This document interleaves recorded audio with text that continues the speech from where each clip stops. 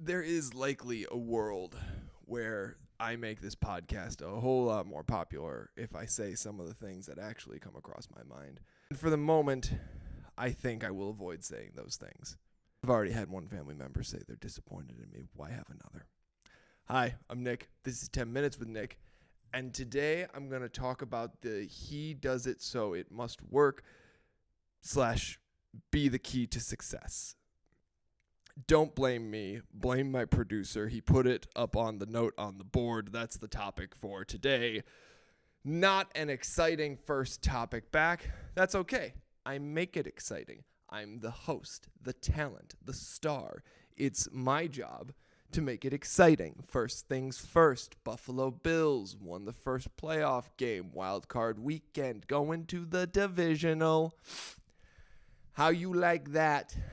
How you like that, national media? Ryan Clark, get at me. Get at me with your BS takes, Ryan Clark. Come at me.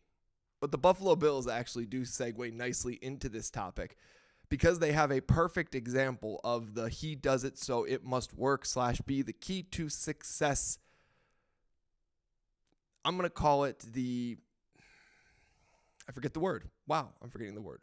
But it's, the dichotomy. Let's just say dichotomy for the moment. There's an obsession with everybody to look to great athletes and to great actors and to great whatever to find ways to copy that success, right? It's only natural. You say to yourself, wow, Denzel Washington is amazing on the screen. I'm a young actor. What can I glean from him that is the key to my own success? I'm a young quarterback and I desperately want to go to the big dance. I want to go to the NFL. Josh Allen is a great quarterback. How do I model my game off of his? Couple things to know. First and foremost, the number one thing that great athletes, great actors, whoever did, they ground. I'm not saying they grinded. I'm not saying that. And I won't do it. It just feels wrong in my head. I don't even know if it's grammatically correct. I just hate it. They ground. They worked. They worked their tails off on everything. Josh Allen is a perfect example. He's a guy who, coming out of college, really could not hit the broadside of a barn. And I'm not kidding. I mean, he threw for 53% of his passes his sophomore year in the league. And that was a massive improvement over his first year when he threw for, I think 47%.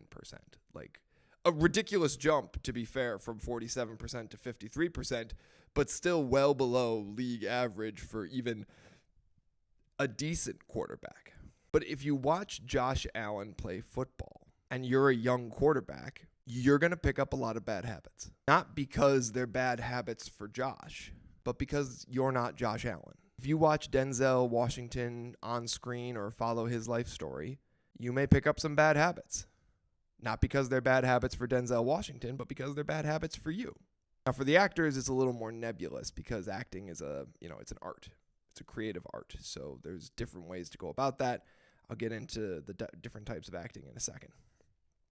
It's cleaner with sports because what you see with Josh is you see a singularly athletically talented quarterback who can do things like roll right, look for an open receiver, find one all the way back to his left, reset his feet, and whip the ball across his body to the center of the field. Young quarterbacks, I will tell you right now that is a terrible, hear me, terrible method for playing quarterback. That is a guaranteed way to up your interception ratio.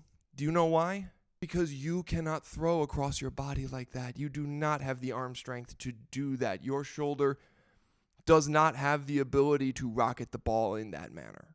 You just don't. You either are born with it or you're not born with it. And don't assume you're born with it. And if you're not born with it, that's not a bad thing. You are not a less talented quarterback. You may not even be you may not be a bad quarterback at all. You may be a great quarterback. You may be destined for the Hall of Fame, and you may not be able to do that. That is a bad habit that a singularly talented athlete like Josh can get away with, and it makes him go from just being great superstar to elite Hall of Fame, top of the top of 1% of quarterbacks to play football in the league. But Josh does it, so it must work. It works for Josh. It will not work for you. When a quarterback is throwing a football, to throw to his strong side is the easiest. His platform is open that way. His arm is strong in that direction, and he can get his shoulders very easily to his target. Even from the pocket, throwing to the left side of the field is incredibly difficult. It's not so difficult that you shouldn't do it. It's just difficult enough that you shouldn't see somebody not reset your feet and whip that sucker across your body. Josh can do that because he can create incredible velocity off platform. That's what they call it. It's an off platform throw when you whip it like that. Unless you have the arm strength that is capable of overcoming terrible mechanics, you cannot do that. Josh had a cannon and then learned mechanics. You need to learn mechanics first. Now, if you have that kind of rocket of an arm, you may get drafted into the NFL still. And watch how most of those quarterbacks burn out. Most raw quarterbacks who have brilliant talent but no mechanics burn out. Josh Allen did not. He is a rare example of a quarterback who learns his way in. I say this to you so that you are encouraged. For everybody who's not a quarterback, who's trying to apply what I'm saying to their own life, this is I saw this super jacked person do this crazy workout. They're super jacked. It must have made them super jacked. No. That super jacked person has a number of things going for them. They probably work out 2 or 3 times a day. If they're a trainer account, then what they do all day is they train. They literally, that's their thing. It's their hobby. It's their life. It's what they do. They eat right. And so they are in a calorie deficit generally, or they're in a calorie surplus to build muscle. They have great lighting for the photos they took to make you think they were super jacked, even more jacked than you think they already are. And then they show you this stupid workout that doesn't actually mean anything. Like, I saw LeBron James once do this crazy, like, boom, boom, boom, boom, boom, boom, boom, boom, boom workout. And there was comments that were like, oh my God, this must be like the key to his success. It's an amazing workout. Look at how it's working all his muscle groups. It's not. It's not working all his muscle groups. No. Just because somebody really famous or really popular does something doesn't mean it works. For actors, just to return to the point so that I get that payoff. For actors, when you see really famous actors like Daniel Day-Lewis and you hear they did method acting. Oh, they're method actors. My God. They live as their characters. They're in their characters so deeply, so richly that they're living as the character. Daniel Day-Lewis, when he was on the set of Abraham Lincoln, he would have Steven Spielberg text him and address him as Mr. Lincoln. Yes, Daniel Day-Lewis is an incredible, incredible actor, and he shows up on the scene once in a while to chew up the screen and get Best Actor awards. So it works for him. But it's not a method that's going to work for you. Number one, hear what you just said. He asked Steven Spielberg to text him as though he was Abraham Lincoln. He clearly wasn't so in character that he didn't still use a cell phone.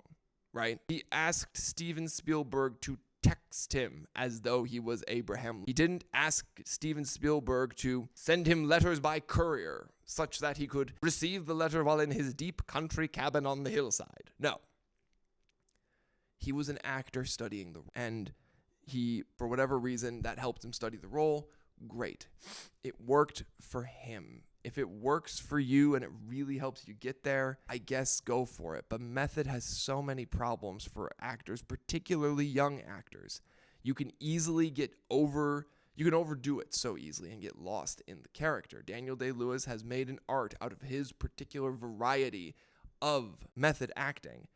And for him, it's as much marketing as it is actual acting method. Most of what he does is study his lines, study his character, and live truthfully under the circumstances. That's it. None of those things are easy, but they are quite simple. Most people who go to the gym progressively overload their weights, aggressively overload their reps, keep track of what they're eating, and that's it. It's not flashy. It's not complicated. It's very simple. That doesn't mean it's easy. Really good quarterbacks focus on their mechanics, their footwork first, followed by their upper body work, how their feet lead them into their shoulder work, how their shoulder leads into their arm, and how everything follows their eyes, and how they can learn to manipulate defenses with their eyes, and they study what defensive fronts look like, and they study what defensive back ends look like. All of this work goes into it. Now, Josh did a lot of that work, going back to the football example.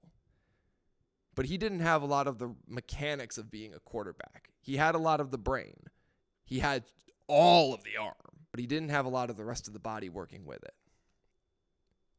His legs were so focused on the running aspect of his game, where he runs and he runs over a linebacker, that he didn't focus on the part of the game where he set his feet and used them to drive his hips, drive his shoulder, drive the ball. He learned that in the NFL, and that was through hours and hours and hours of meticulous study, and that is what it takes in any discipline to be great. It is hours and hours and hours of work. The general rule for being an expert in something was pronounced by Malcolm Gladwell, which is 10,000 hours. It's 10,000 hours to be an expert in something, and 10,000 hours is a rough figure. It's not exact. It's not a science. It's more art than science, but that's the idea. It is hours and hours and hours and hours and hours and hours of work and repetitions, and that's how you get better. Anyways, if you see someone do something, don't assume it's the key to success. It looks really cool, and maybe try it. But it's not the key to success. The key to success is the same for everybody. It is consistency and discipline. Or at least that's my thought on it. If you like it, like and subscribe. If you don't like it, thanks for listening. I'm Nick. This is 10 Minutes with Nick. Happy New Year. I'll see you next time.